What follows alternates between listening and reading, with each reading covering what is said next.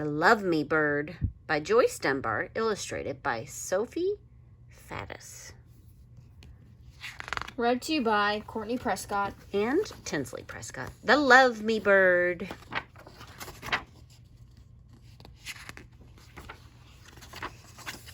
The Love Me Bird by Joyce Dunbar and Sophie Faddis.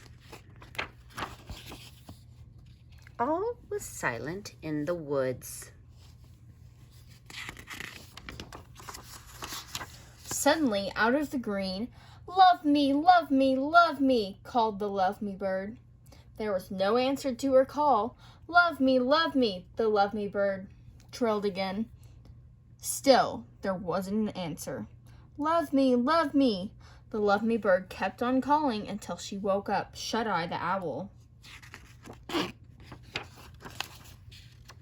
Some of us are trying to get some shut-eye, grumbled Shut-Eye. But it's springtime, wing time, fling time, said the Love Me Bird. Sing-a-ding-a-ling time. And she started again. "Love me, love me, love me." But though the Love Me Bird sang all day and all of the next day too, there were no answers to her call. There must be some birdie out there, she said sadly to Shut-Eye. Perhaps you should try another way, suggested Shut-Eye. Which way? Asked the Love Me Bird. Romance, glamour, finery, and frills, said Shut-Eye. That's an idea, said the Love Me Bird. So the Love Me Bird dressed herself up. She plucked and primped and preened until her wings were shaped like hearts. She brushed and dressed her crest. She decked herself with flowers. Love me, love me, love me, she warbled, all of a flutter. But only the leaves fluttered back. She warbled until she could warble no longer. "It didn't work," she said to Shut-Eye. "Perhaps you overdid it," he replied. "What now?" asked the Love Me Bird. "Act helpless," said Shut-Eye.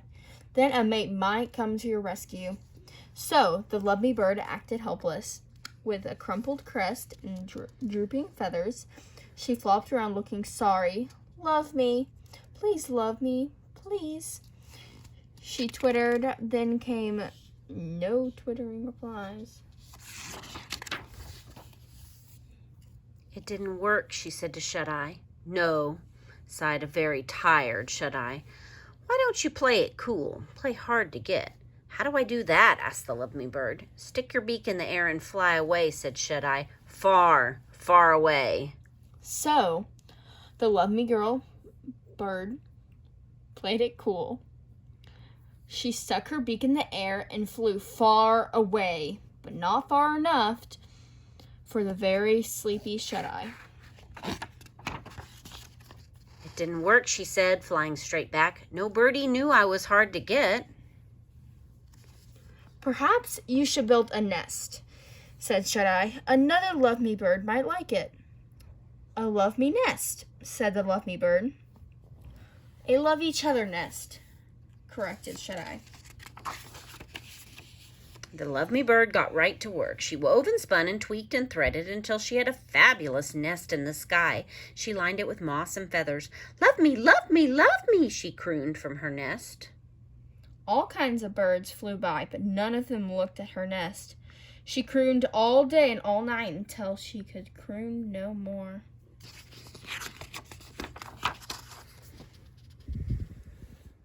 My nest wasn't good enough, she said to Shut-Eye. I'll never be loved.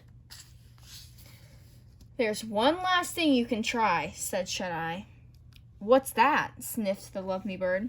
"Sing a different tune," said Shut-Eye. "What tune?" asked the Love Me Bird.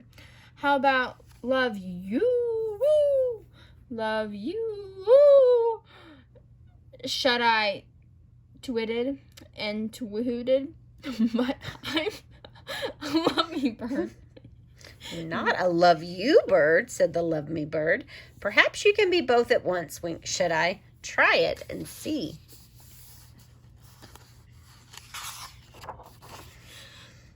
The next day, all was silent in the woods until "Love you, love you, love you," called the Love Me Bird from her tree. Suddenly, out of the blue, Love you, love you, love you, came the answering call of another Love Me bird. And there was a swoop and a flutter of wings. and at last, Shut-eye got some much-needed shut-eye. The end.